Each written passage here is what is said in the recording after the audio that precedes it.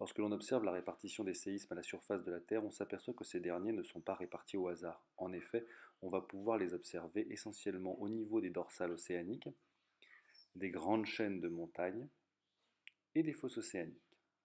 Il en va de même pour les volcans, que l'on va observer aux mêmes endroits, les dorsales,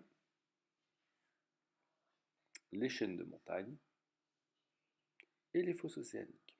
Certains de ces volcans seront ce qu'on appelle des points chauds, le piton de la fournaise étudié en classe, Hawaï et d'autres. Cependant, lorsqu'on réalise la superposition de ces séismes et des volcans, on s'aperçoit que ces derniers se superposent parfaitement.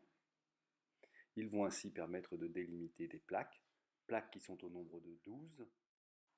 Cette vidéo va nous permettre d'étudier ces plaques et leurs mouvements. Afin d'étudier les plaques, notamment pour déterminer leur profondeur, leur épaisseur, on va utiliser la vitesse des ondes sismiques. Celles-ci, données en kilomètres par seconde, sont représentées ici en abscisse, en ordonnée la profondeur, en kilomètres. On va observer une première augmentation de la vitesse assez brutale. Elle va permettre une première limite, puis une diminution de la vitesse aux alentours de 100 km, qui correspond à une deuxième limite. Ainsi, on va avoir deux variations significatives permettant de délimiter deux zones. Lorsque la vitesse des ondes sismiques augmente, cela signifie qu'on rencontre un matériel plus rigide. Les ondes sismiques vont donc accélérer. Alors qu'à l'inverse, lorsque les ondes sismiques vont diminuer, on va rencontrer un matériel plus ductible, plus mou. C'est ainsi qu'on peut déterminer la superposition de la lithosphère, rigide, reposant sur la sténosphère, moins rigide. C'est ainsi que les déplacements vont pouvoir avoir lieu. On reconnaît donc là la tranche avec, grâce à ces travaux, la délimitation de la croûte, puis du manteau, et enfin la superposition lithosphère-asténosphère.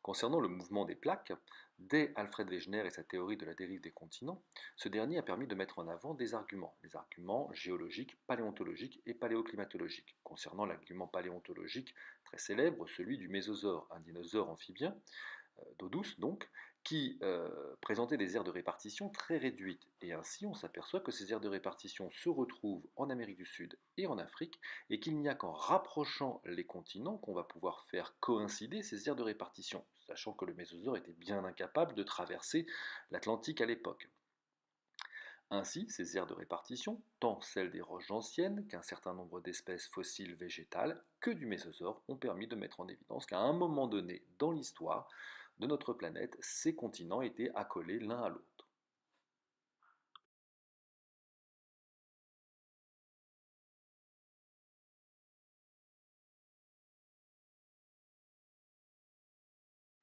Les techniques modernes permettent aujourd'hui d'étudier et de quantifier le mouvement des plaques les unes par rapport aux autres. Il s'agit de l'utilisation du GPS, Global Positioning System.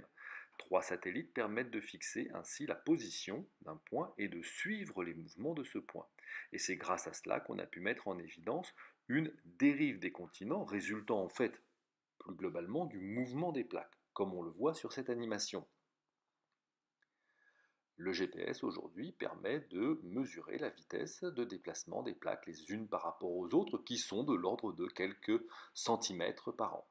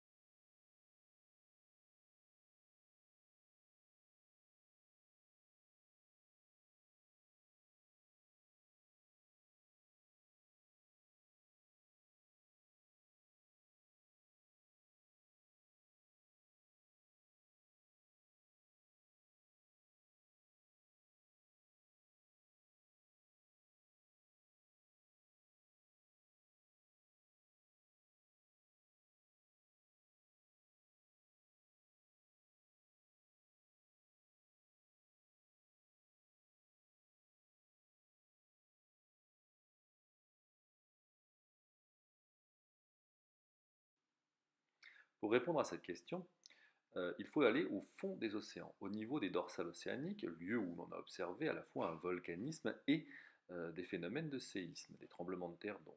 En effet, ce qui se passe, c'est qu'au niveau des dorsales, il va y avoir des remontées de magma. Ce magma de type basaltique va permettre de mettre en place successivement une nouvelle croûte océanique qui va donc repousser en même temps qu'elle agrandit les deux plaques qui se trouvent de part et d'autre de cette même dorsale.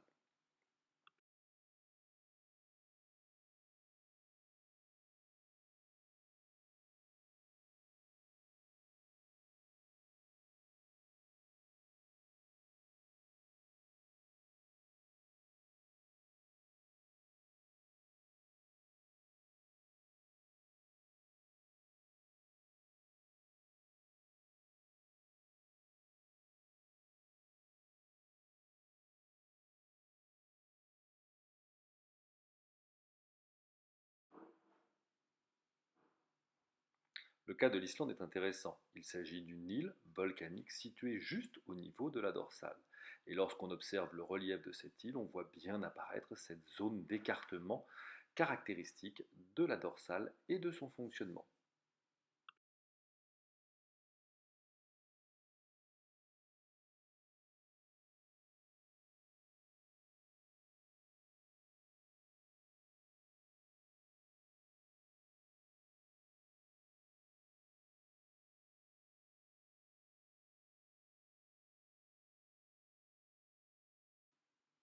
On voit ici un schéma global avec des zones de divergence et des zones de convergence. À l'échelle globale, il va y avoir compensation des zones de création de plaques avec des zones où la plaque va quant à elle disparaître. Regardons ici. Sur ce modèle, on voit apparaître une zone de dorsale avec un volcanisme responsable de l'agrandissement de part et d'autre des plaques. Je rappelle que le volume de la Terre est constant. Par conséquent, il y a un équilibre qui s'établit. Cet équilibre va se faire de l'autre côté de la plaque, à cet endroit. Tant qu'il s'agit de matériel océanique plus dense, on va assister à une subduction, c'est-à-dire que la plaque océanique plonge sous la plaque portant le continent. Mais lorsque les deux continents vont s'affronter, aucun des deux ne va subducer ou pouvoir subducter. On va donc assister à une collision. Cette collision est responsable de la formation des chaînes de montagnes telles que la cordillère des Andes.